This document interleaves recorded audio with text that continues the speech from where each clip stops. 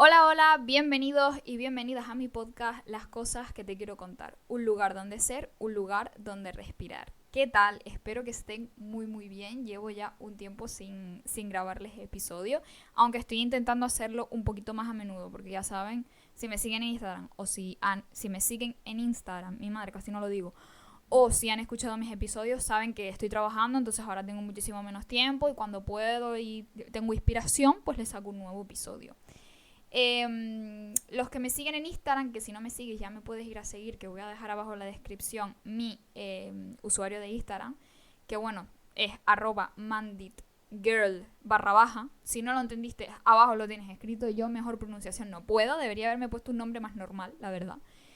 Y nada, si me sigues pues ya sabrás un poco sobre qué va el tema de hoy, y si no me sigues pues ahora lo vas a saber porque voy a contarles un poquito sobre qué vamos a hablar. Y es que desde que... Bueno, empezando por el principio. También si me sigues en Instagram, es que es importante que me sigan, yo siempre lo digo, ahí podemos tener un poquito más de feedback, un poco más de acercamiento, podemos hablar, incluso ustedes si quieren que hable de algún tema me lo pueden proponer y yo si tengo tiempo y si veo que funciona, que a la gente le gusta, pues lo hago.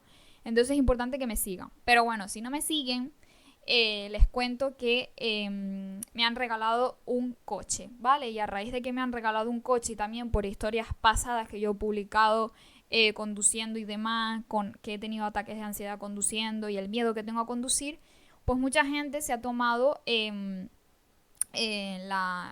iniciativa de escribirme por mensaje directo de Instagram para preguntarme que cómo he superado yo el miedo a conducir. Y eso es de lo que les vengo a hablar hoy.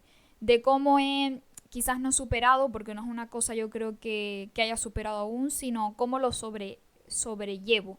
¿Sobrellevo? Sí, creo que está bien dicho. Creo que sí. Porque el miedo sigue estando ahí, pero yo lo que intento es que no me limite demasiado, ¿vale? Entonces, para yo poder contarles todo, que haya un contexto y que me entiendan mucho mejor, vamos a tener que remontarnos a hace muchísimo tiempo, cuando yo era muy pequeña, ¿vale? Yo desde pequeña he amado los coches, ¿vale? Me gusta. Me gustan los coches que suenan, me gusta el rally, me gusta la velocidad, me gusta, lo digo entre comillas y ahora les explico por qué. Y de hecho, cuando yo era chiquitita, yo copiaba a mi padre. Mi padre iba conduciendo.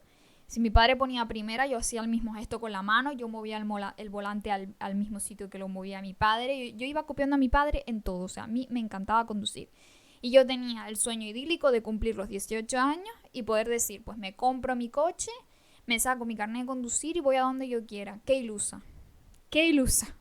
Porque aunque hay gente que con 18 años consigue esto y muchas cosas más, este no es mi caso y también soy consciente de que no es el caso de muchas personas en el mundo. Y es que la economía y las facilidades para los jóvenes cada vez son menos. Así que tener un coche con 18 años, manejarlo tú, cuidarlo tú, pagarlo tú y todo esto es un tema casi imposible, la verdad. Entonces, bueno, yo siempre soñaba con eso y siempre me gustaron los coches. De hecho, yo era la típica que siempre decía, písale, písale, y a mí me daba igual ir por la autopista 160, 170, a la velocidad que fuera, a mí me gustaba, tengo que admitirlo. Es de irresponsable, también te digo que no iba conduciendo yo, la responsabilidad la tenía el que conducía en ese momento, pero es una realidad que a mí me gustaba mucho la velocidad, siempre. Vale, ahora nos vamos a remontar un poquito más adelante, que fue con 18 años. Yo con 18 años decidí que me quería sacar el carnet de conducir. Entonces hablé con mis padres me dijeron que me lo podían pagar, entonces lo que yo hice fue que al acabar segundo de bachillerato y tener esos meses ahí de verano, lo que hice fue aprovecharlo para sacarme el teórico. Entonces yo todos los días, o casi todos los días, menos los fines de semana, iba a la autoescuela por la mañana temprano para poder aprovechar el día y disfrutar del verano, ir a la playa o hacer X cosa. Me iba a la autoescuela y me hacía test y test y test y test y estaba allí como 2 o 4 horas. De vez en cuando me metía a las clases, porque las clases pues explicaban cosas interesantes que quizás estaban en los libros, pero de manera más extensa, porque yo el libro la verdad casi no lo toqué. No era una cosa que sinceramente no lo toqué, lo creo innecesario. Yo creo que con hacer test y con ir a las clases básicas donde te explican cosas importantes es suficiente para probar el teórico, no necesitas nada más. Y nada, yo creo que me apunté en junio o julio y a finales de agosto más o menos ya tenía el teórico aprobado. Yo aprobé el teórico a la primera, la verdad es que no me costó nada y fue bastante simple, es lo que digo. El teórico es simplemente hacer test y ir a las clases, ya está, no es más. El libro ni lo toques porque no te va a hacer falta. Cuando acabé lo que fue el teórico y ya iba a empezar las clases arriba en la universidad, lo que hice fue apuntarme al práctico antes de empezar en la universidad para poder hacer algunas prácticas en el sur. Normalmente los que somos del sur nos mandan a hacer 2, 3, 4 prácticas por el sur, dependiendo de cómo te vean conduciendo. Y después ya te mandan arriba, a Santa Cruz, La Laguna y todo esto. ¿Qué pasa? Que yo solo pude hacer una práctica en el sur porque yo ya me iba a vivir arriba por el tema de la universidad. Entonces, nada, hice una práctica por aquí, bien, y ya después me tocó arriba. Yo iba bastante nerviosa a las prácticas porque yo no conocía en ese entonces muy bien ni Santa Cruz ni La Laguna. Hay muchos semáforos. En mi opinión, la isla está muy mal señalizada. Es así, está muy mal señalizada. Y no me sentía muy cómoda conduciendo, pero bueno, poco a poco me iba habituando, me iba soltando un poco más. El detonante ocurrió cuando, si no me equivoco, fue haciendo prácticas ya. Era el cumpleaños de un amigo mío, ¿vale? De un muy buen amigo de la infancia. Entonces yo no tenía coche ni carné, así que nos repartíamos entre los que sí tenían coche y carné para poder ir al cumpleaños. Entonces, pues nada, nos repartimos en coches. Una muy buena amiga mía vino conmigo y otras personas más y el resto en otros coches. Nada, nos subimos al coche y yo desde un inicio yo ya me sentía un poco incómoda. Porque no es que esta persona condujese mal, sino que en mi opinión conducía muy brusco, cogía las curvas muy bruscas.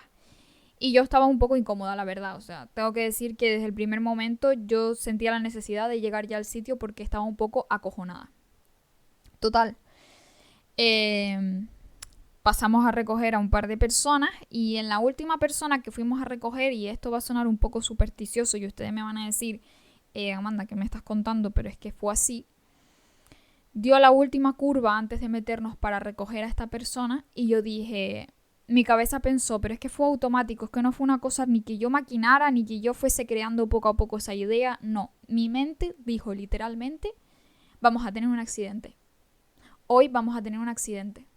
Y así estuve desde el primer momento en que tuve el primer contacto con ese pensamiento.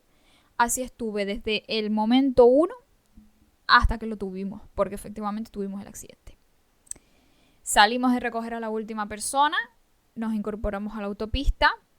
Y bueno, para los que son de aquí del sur, pues la entrada a Los Cristianos, que es la última entrada de todas, que ahora hicieron un carril para entrada y salida al mismo tiempo, que tienes una curva un poco cerrada hacia la derecha y enfrente hay como unos bloques de cemento. Pues en esa curva el chico yo creo que él creyó que la curva no era tan cerrada, no manejó muy bien la velocidad a la que iba y cogimos la curva esa a 110, 120. Esa curva no se puede coger a 110, 120. Esa curva es cerrada.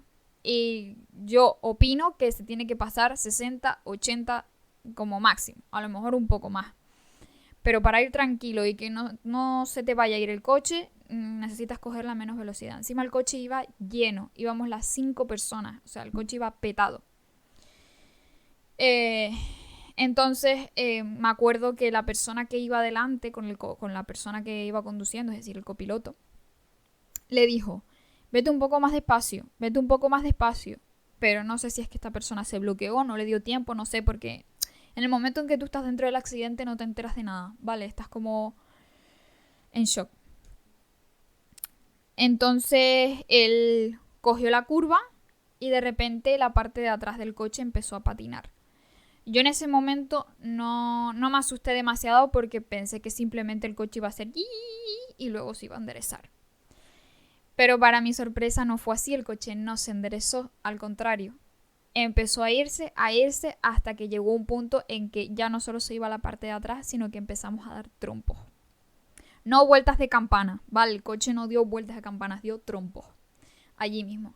Entonces, en ese momento en el que el coche estaba girando, literalmente nadie dijo nada, nadie hablaba, nadie gritaba, todos estábamos en shock, parados así, esperando que el coche en algún momento parase. Los que conocen la zona saben que hay una valla y que después hay tierra y luego hay una caída, porque justo ahí hay un paseo y después hay un hotel o unos apartamentos. Probablemente, si no nos llega a dar un coche por un lado mientras dábamos trompos, el coche hubiese roto la valla y el coche hubiese volcado y nos hubiésemos caído a ese hueco donde estaba el paseo. Gracias a Dios, aunque suene un poco fuerte, gracias a Dios nos dio un coche por el lado mío.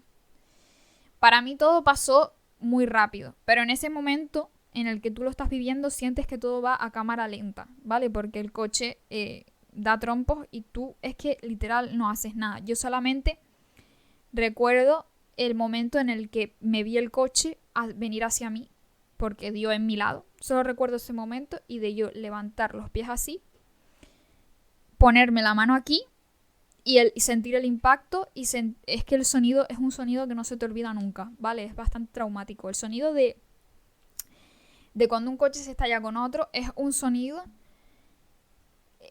no sé explicarlo.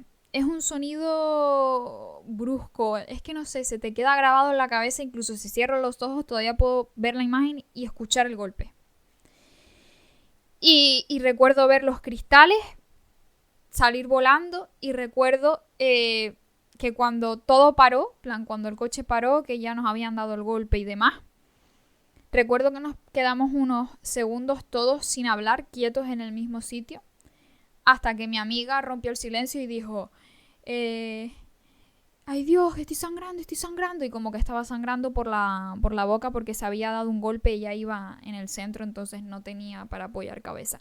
Y se le había ido la cabeza hacia adelante y se había dado en la boca con el asiento de delante. Y le estaba sangrando la boca, en plan, la paleta, nada grave. Y yo recuerdo decir, no veo, me quedé ciega. Y todo fue porque con el golpe yo llevaba unas gafas de sol y este cristal se cayó, se soltó de la gafa, o sea, literalmente se soltó. Y yo de este ojo, pues estoy cieguísima y no veía nada. Ya después cuando fuimos recuperando la noción y tal, ya me di cuenta que es que el cristal se me había salido, ya lo intenté volver a poner, yo me había dado un golpe aquí y ya cuando todo estaba más o menos controlado y vimos que no había peligro de salir del coche, empezamos a salir todos rápido del coche y a ponernos en el arcén y a llamar a la policía y a llamar a una ambulancia. Cuando me bajé del coche fue cuando realmente yo fui consciente de lo que había pasado y dije, vale, acabamos de tener un accidente. Lo que nos pasó no fue tan grave para lo que podía haber sucedido.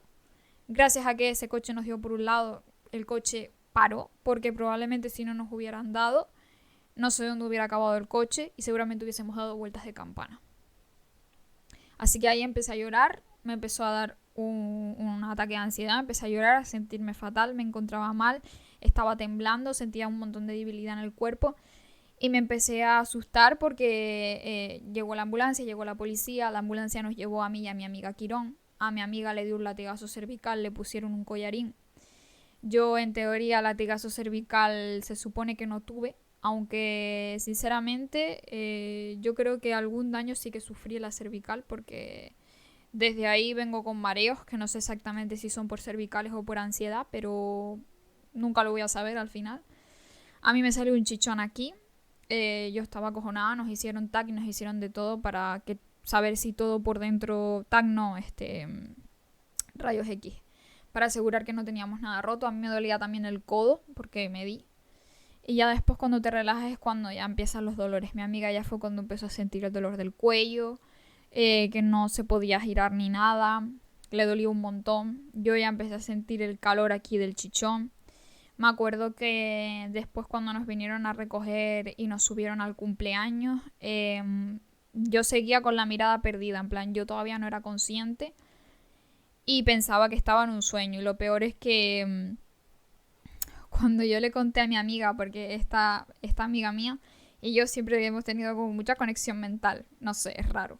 Y cuando yo le dije a mi amiga, tía, yo sabía que íbamos a tener un accidente, y ella me dijo, yo sabía lo mismo, literal se me erizaron los pelos, porque es que no es una cosa, no era un pensamiento ansioso en plan, va a pasar algo malo, no era un pensamiento ansioso, es que era una convicción, era una realidad de vamos a tener un accidente. Y yo a veces me asusto porque no es la primera vez que pienso en algo y después ocurre. Y yo soy súper supersticiosa y a veces pienso que las cosas me ocurren porque las digo o porque las pienso. Entonces cuando estoy teniendo ansiedad ahora y pienso, tengo algún pensamiento negativo, siempre quiero sacarlo de mi cabeza porque me da miedo atraerlo por pensarlo. Nada más lejos de la realidad, porque de todas las cosas que he pensado se han cumplido un 2% de todo lo que he pensado. O sea, es literalmente imposible que las cosas simplemente se cumplen porque las pienses. No es así. Pero inevitablemente yo pues soy bastante supersticiosa en ese sentido. Entonces, después de que me pasó eso, me da mucho miedo hablar en negativo o decir algo muy malo, porque después puede pasar. Y es que no es la primera vez que me pasa, ¿vale? Ya me ha pasado en otras ocasiones. Después de ese accidente, yo tenía que seguir sacándome el carnet de conducir. Yo no me había terminado de sacar el práctico. Así que la próxima vez que me subió un coche, pues tuve que contarle a mi profesor de autoescuela lo que me había pasado y decirle, mira, es que tuve un accidente de tráfico. Estoy muy acojonada. Por favor, podemos volver a empezar las prácticas en un lugar donde no haya mucha gente, donde no haya muchos semáforos, para yo quitarme un poco el miedo.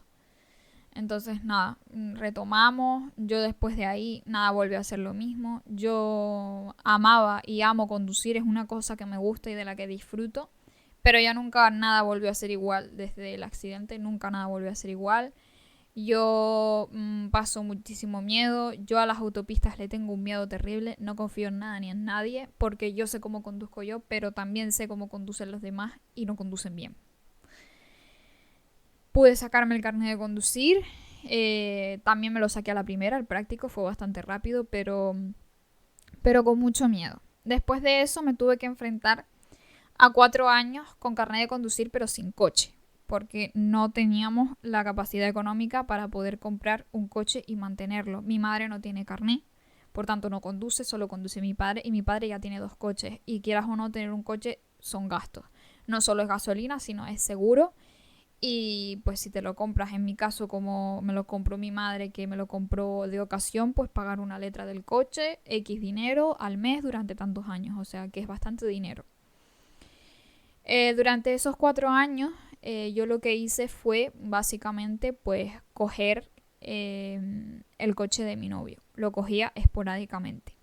Más de una vez, si me sigues en Instagram desde hace tiempo, has tenido que ver alguna historia mía con ataques de ansiedad, llorando, contándoles que acababa de coger el coche y me había pasado X cosa y que tenía un ataque de ansiedad horrible.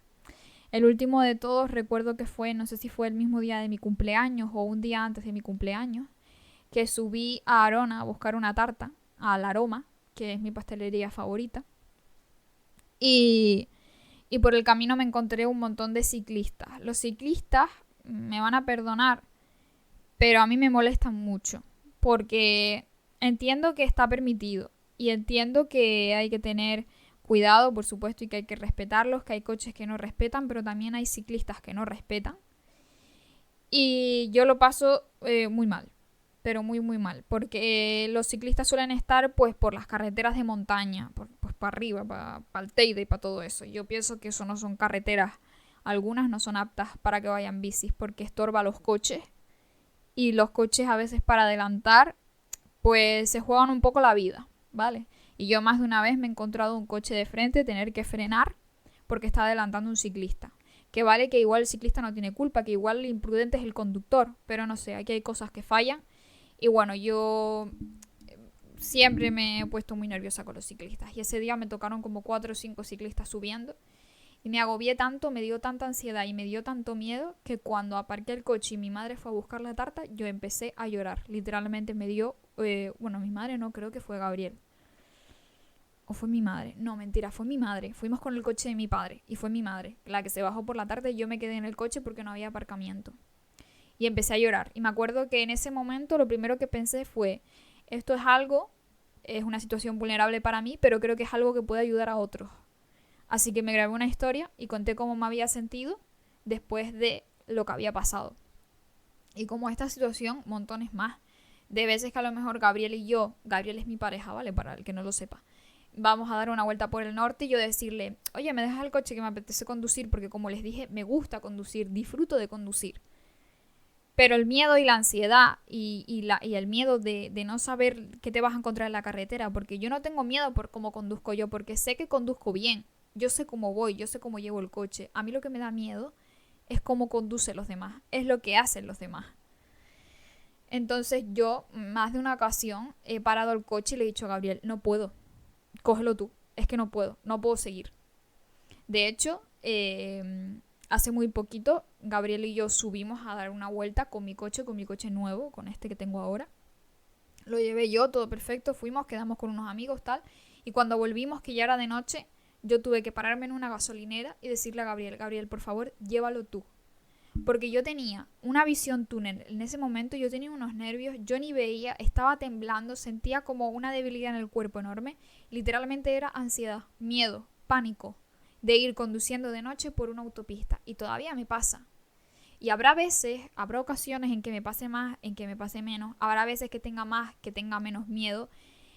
Pero yo no quiero que ese miedo me limite. Y lo intento no solo con conducir, sino con todo lo que hay en mi vida. A mí cuando me dieron el coche y yo les di la primera vuelta, yo temblé y yo no pasé de segunda.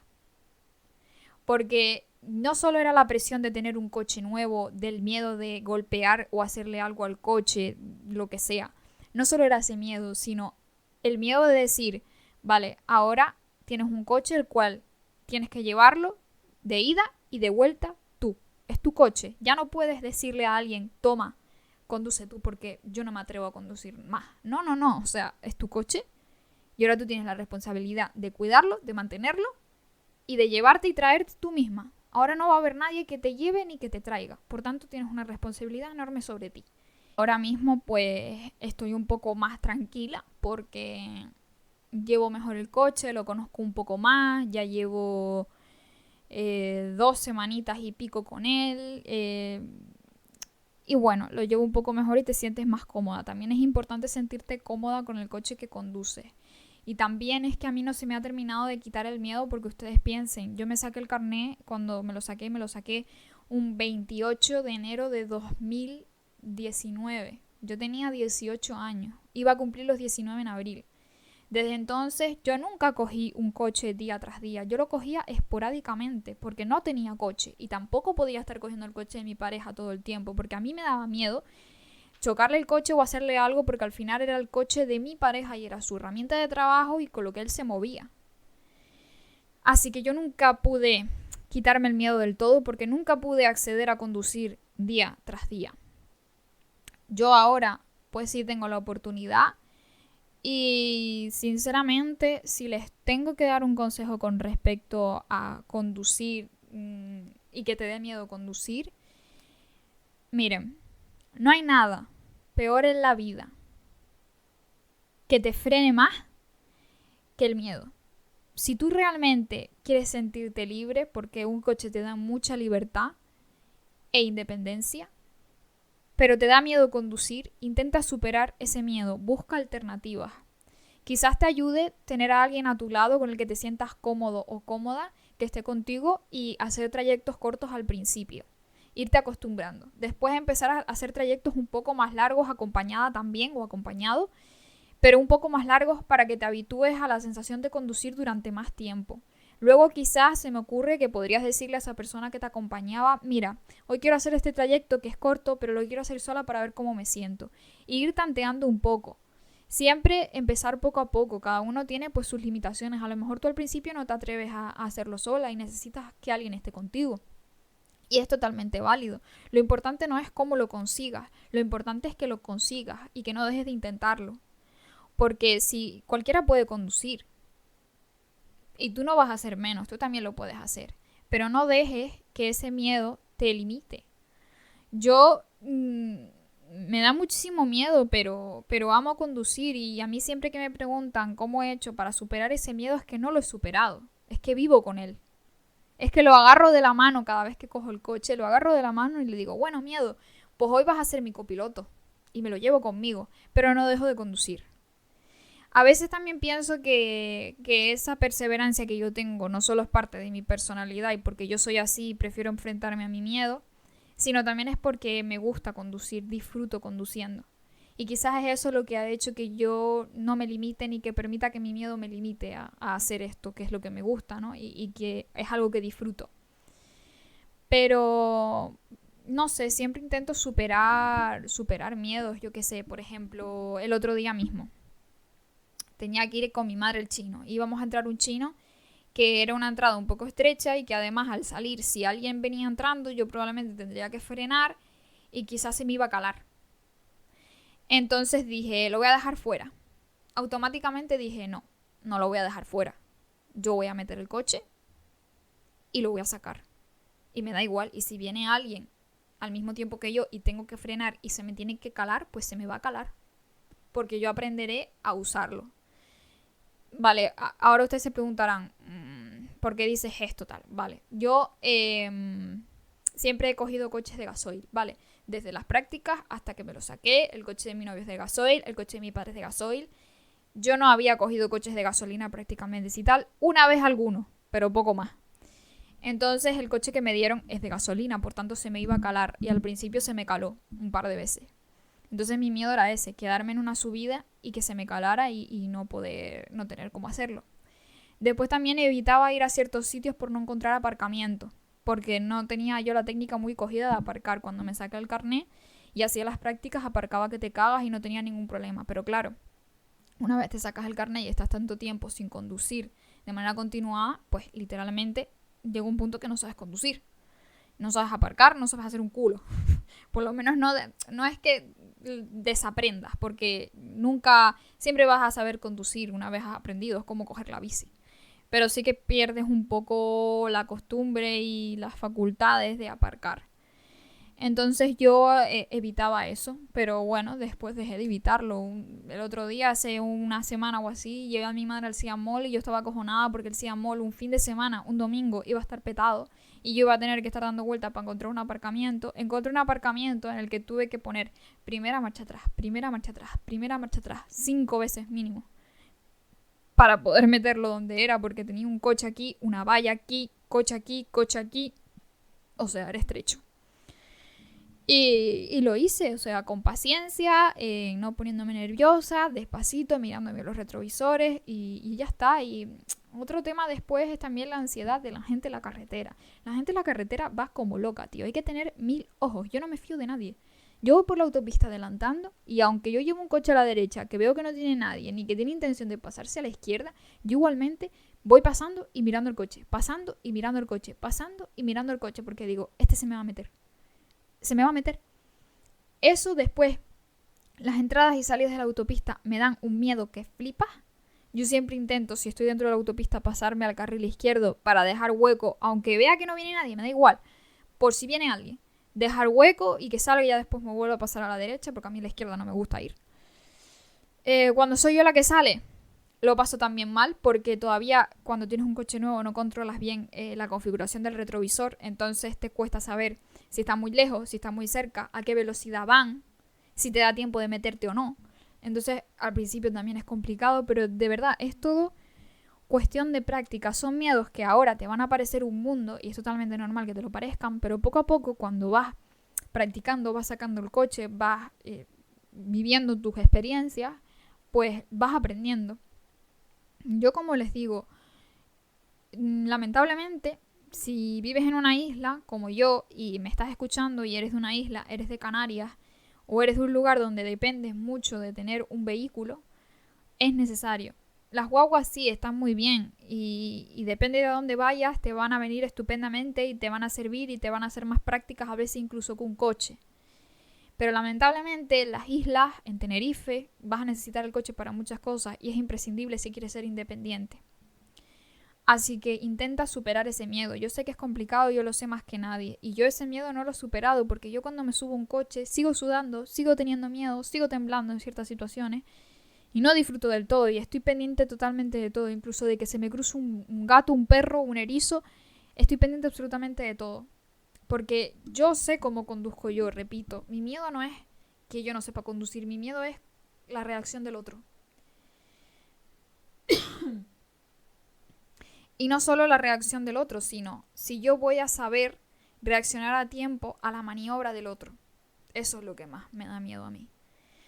Pero bueno, es algo al final a lo que te tienes que enfrentar cada día. Igual que te puede pasar algo en la carretera, te puede pasar algo caminando en la calle, te puede pasar algo en cualquier sitio. Así que lo importante es intentar enfrentarnos a ese miedo, bien sea acompañados, bien sea solos, bien sea poco a poco, como sea, pero nunca dejar que el miedo nos limite a hacer algo que queremos o que necesitamos hacer. Porque desde el primer momento en el que tú dejes que el miedo maneje tu vida, la vida ya no es tuya, es del miedo. Y te vas a perder de muchas experiencias y de muchas cosas, tanto buenas como malas, que necesitas aprender por miedo. Así que nada, amigos, no me quiero enrollar más. Yo creo que con esto ya los puedo ayudar un poco en algo, aunque sea. Ya saben que si tienen alguna duda me pueden escribir a mi Instagram, que yo en cuanto pueda los leo. A veces no me da tiempo y no los leo, pero bueno, están ahí y yo cuando tengo tiempo siempre me paso y los leo.